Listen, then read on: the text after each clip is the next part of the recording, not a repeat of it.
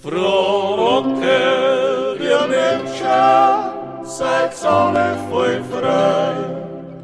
Legt's auf eure Sorgen und denkt's auf kein Leid.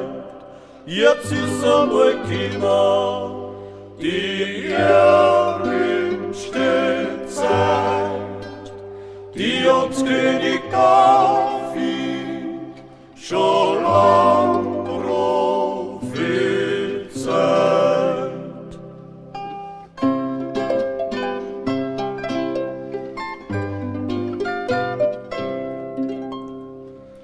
Jetzt wollen wir heute schleichen nach Bethlehem gehen.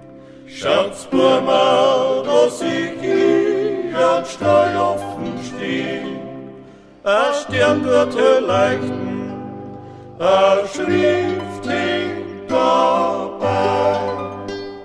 Heißt Gloria Pax Nobis, der Fried mit dem sei.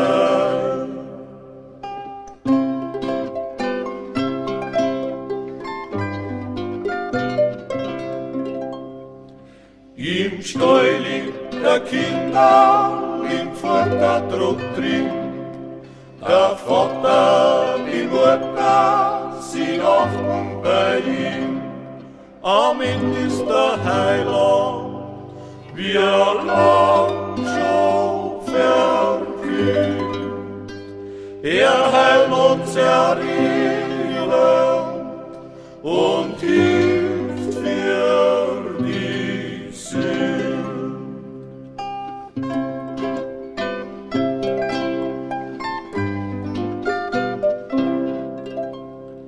Drum sei du gegrüßet, vernimm unser Bild. Sei gnädig, barmherzig und verstoß uns ja nicht. Wir sind recht armselig und arm Menschenleid. Gelobt sei Jesus Christus, in